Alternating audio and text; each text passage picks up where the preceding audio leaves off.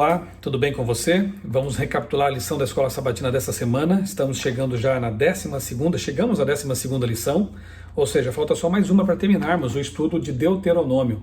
Com certeza aprendemos muitas coisas importantes aqui para a nossa vida, na verdade. E no próximo trimestre teremos aí o estudo da lição de tanto dos jovens quanto de adultos, tratando do livro de Hebreus, da carta aos Hebreus. Tremendo estudo, com certeza vamos aprender também mais coisas importantes aí para a nossa caminhada cristã. A lição dessa semana, a lição 12, trouxe aqui como tema o Deuteronômio no Novo Testamento. Muito interessante, porque mostra mais uma vez que os autores do Novo Testamento consideravam o Antigo Testamento como escritura inspirada por Deus. Os autores do Novo Testamento não selecionavam aquilo que lhes interessava, jamais passou pela mente deles a ideia de que o Antigo Testamento teria sido superado, de que podemos considerar partes como inspiradas e outras não, como se a Bíblia contivesse apenas a palavra de Deus e não fosse a palavra de Deus. Muito pelo contrário, a lição mostra aqui mais uma vez, e deixa isso claro, que os autores inspirados do Novo Testamento, incluindo aí Jesus Cristo, consideravam o Antigo Testamento sim como palavra de Deus. A Bíblia é a palavra de Deus, ela não contém apenas a palavra de Deus. Todos os livros, os 66 livros do cânon sagrado, são a palavra de Deus, nossa regra de fé e prática. O verso principal da lição, o verso para memorizar, é Mateus 4,4, que diz: está escrito, o ser humano não viverá só de pão, mas de toda a palavra que procede da boca de Deus. E isso aqui está no contexto, já vou para ele agora, né, domingo aqui, falar sobre as tentações de Cristo lá no deserto, quando Satanás tentou derrotar Jesus, distorcendo as Escrituras. Veja que tática antiga, né? Ele fez isso lá no Éden com Eva, quando na árvore, usando uma serpente como médium, ele distorceu a palavra de Deus. E aqui no deserto ele faz a mesma coisa, quando ele tenta então derrotar Jesus, citando as Escrituras. E a tática tem sido a mesma até hoje. Satanás, ele inspira, ele motiva pessoas a distorcer, a cancelar, a atualizar, enfim. Eu até quero indicar para você uma live que eu fiz recentemente com os pastores Gilberto Tais e Adolfo Soares. Está no meu canal aí no YouTube, procura lá, você vai encontrar um material muito bom. A Bíblia precisa ser atualizada? É uma pergunta. E nós analisamos ali por 1h30 esse absurdo, né, que alguns têm propagado por aí. Assista, eu tenho certeza que você vai gostar desse conteúdo. Mateus 4, 1-11 fala da tentação, das tentações de Cristo no deserto. Em cada caso, a palavra que Jesus citou era Deuteronômio. É interessante que Jesus no deserto tenha escolhido citar textos que foram dados a Israel também no deserto. Interessante esse paralelo aqui, né? Então, na primeira tentação, Jesus se referiu a Deuteronômio capítulo 8, versos 3, que fala do maná, do pão. E aí ele fala para Satanás que tentou Jesus a transformar pedras em pães, ele podia fazer isso porque ele é Deus, e Jesus respondeu com a Bíblia também, dizendo: nem só de pão viverá o homem, mas da palavra que vem da boca de Deus.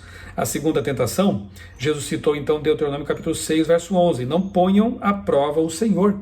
Então, Satanás tentou Jesus a se lançar do pináculo do templo, porque está escrito que os anjos o preservariam, o protegeriam, mas não é assim que deve agir um cristão também, né? Tentar a Deus se colocar numa situação de perigo de forma deliberada e irresponsável, imprudente. Jesus não tinha que provar nada para Satanás, ele é Deus.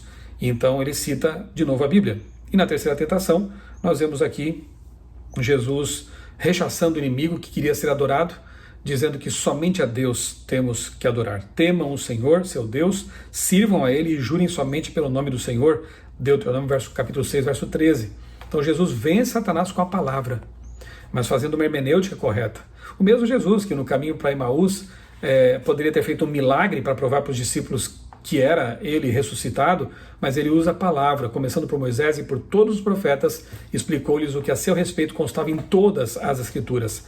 A Bíblia, quando corretamente entendida, interpretada e encarada como a palavra de Deus, é realmente o poder para vencer Satanás. Segunda-feira, levantando os rostos.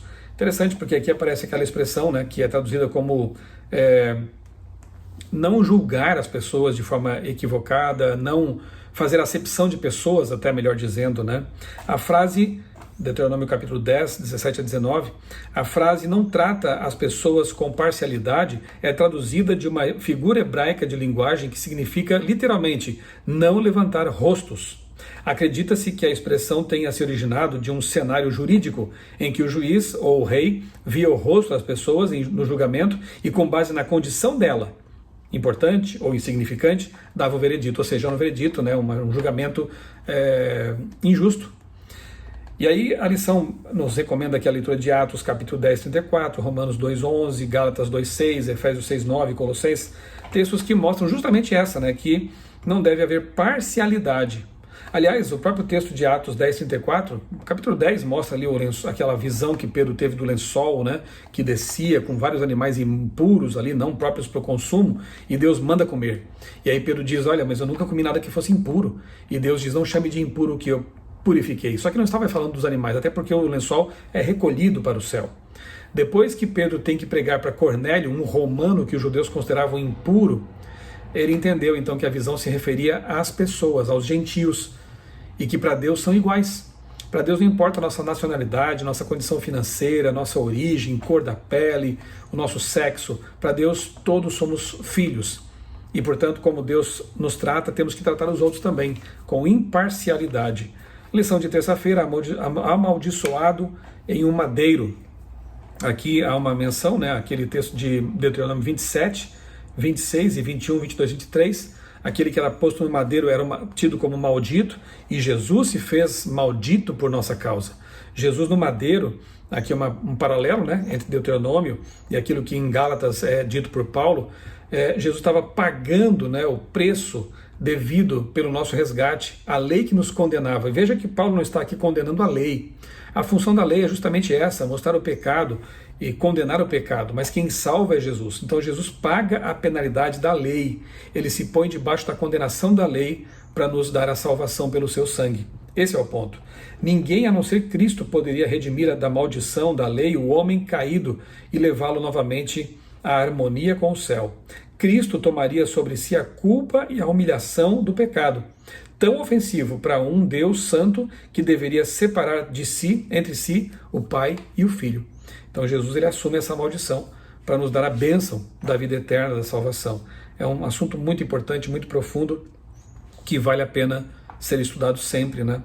O que Paulo quis dizer é que não somos salvos pelas obras da lei, mas pela morte de Cristo em nosso lugar, a qual nos é creditada pela fé. A lei é importante, mas a função dela não é salvar, é apontar o pecado. Quem salva é Jesus Cristo. Quarta-feira, um profeta semelhante a você. Deuteronômio 18, 15 a 19, Moisés diz que um profeta semelhante a ele seria levantado, né? E aí Pedro e Estevão, lá em Atos 3, 22 e 7, 37, aplicam isso a Jesus Cristo. Assim como Pedro, Estevão mostrou ao povo que Cristo Jesus era o cumprimento de uma profecia e que eles precisavam ouvi-lo. Veja, mais uma vez, autores inspirados no Novo Testamento, usando o Antigo Testamento para fundamentar sua teologia, as verdades que estavam pregando. Jesus é esse profeta de Deus que veio trazer esperança e salvação. Quinta-feira, horrível coisa. Um assunto muito sério. A lição termina assim com um apelo dramático realmente, né? A leitura é Hebreus 10. Eu quero até ler na minha Bíblia esse texto com você. Hebreus 10, 28 a 31. Se você tem a sua Bíblia aí, eu quero convidá-lo a ler comigo. Hebreus capítulo 10, até porque vai ser o livro do próximo trimestre, né? Que estaremos estudando. Hebreus capítulo 10, versos 28 a 31. Eu vou ler aqui na minha Bíblia Nova Almeida Atualizada. Diz assim o texto: quem tiver rejeitado a lei de Moisés morre sem misericórdia, pelo depoimento de 2 ou 3 testemunhas. Imaginem quanto mais severo deve ser o castigo daquele que pisou o Filho de Deus, profanou o sangue da aliança, com o qual foi santificado, e insultou o Espírito da graça.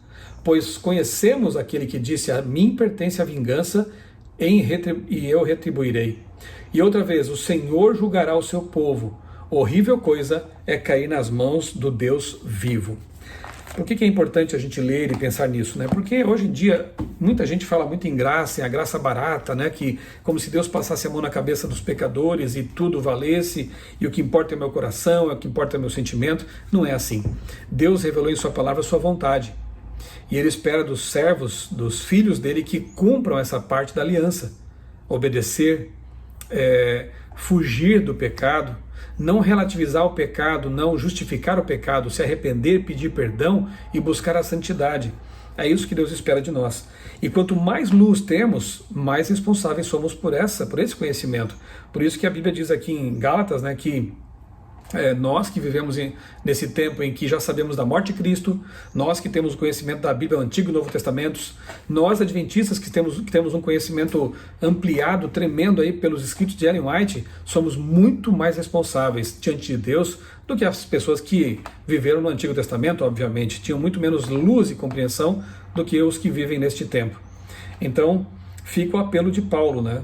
Que horrível coisa é cair nas mãos do Senhor. O Deus que perdoa, que justifica, que concede graça, um dia também vai punir aqueles que se agarraram ao pecado e não aproveitaram as oportunidades de salvação oferecidas por Jesus. Desprezaram, na verdade, o sacrifício dele na cruz.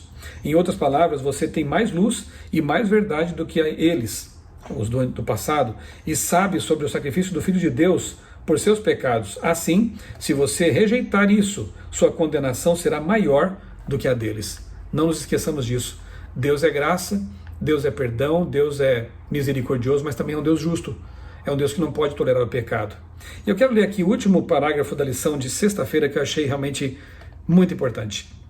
Eu quero ler com você aqui esse texto para nossa reflexão, porque ele retoma o ponto inicial da lição sobre autores do Novo Testamento aceitando e crendo nos autores do Antigo como sendo palavra de Deus. Diz assim esse parágrafo: pode-se aprender muito também de como interpretar a Bíblia pela forma como os escritores inspirados do Novo Testamento usaram o Antigo Testamento. Muitas pessoas esquecem que Jesus, além de ser o Salvador e Senhor, ele também é um hermeneuta, né? Ele nos ensina como interpretar a Bíblia, como fazer uma exegese responsável.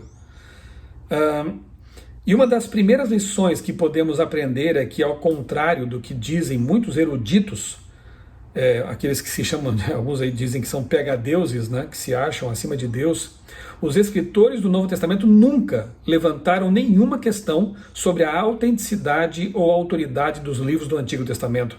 Nada em seus escritos revelou, por exemplo, dúvida sobre a historicidade dos relatos do Antigo Testamento, desde a existência de Adão e Eva, a queda, o dilúvio, o chamado de Abraão e assim por diante. A erudição, entre aspas, que questiona essas coisas é apenas ceticismo humano e não deve ter lugar no coração nem na mente dos adventistas do sétimo dia. Louvado seja Deus por esse texto, e eu fico até impressionado e emocionado de saber que a lição da Escola Sabatina ela é preparada com muitos anos de antecedência. Há todo um processo, né? O autor, as comissões que se reúnem depois, as revisões, enfim, para que ela seja um conteúdo que expresse realmente o pensamento da Igreja Adventista Mundial. E lá atrás, talvez nem sabendo, né, de discussões que hoje são muito comuns em nosso tempo, e aqui no Brasil também, os autores já tinham colocado esse parágrafo de ouro aí, mostrando que realmente a erudição que cancela, que questiona, que pensa em atualização, que não considera a Bíblia como palavra de Deus, não é erudição, é mero ceticismo humano academicista. Os verdadeiros cristãos, eles agem como Jesus, inclusive naquilo que Jesus falou sobre a Bíblia, na forma como ele interpretava a Bíblia, na hermenêutica de Cristo. A hermenêutica de Cristo é encarar toda a Bíblia como palavra inspirada de Deus, não como uma coleção de escritos culturalmente condicionados, provindos da mente humana. Homens inspirados por Deus falaram, sim, mas como diz o apóstolo Pedro, falaram movidos pelo Espírito Santo. E nós temos que encarar então a Bíblia, se nós queremos ser como Jesus e como adventistas do sétimo dia de verdade, encarar a Bíblia como a palavra inspirada de Deus. Os autores do Novo Testamento assim a encaravam.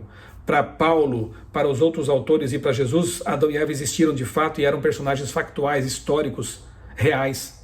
Para Jesus e para os autores do Novo Testamento, a história da criação, da queda, do pecado, são histórias factuais, históricas, realmente históricas, não metáforas, não alegorias, não algo simbólico.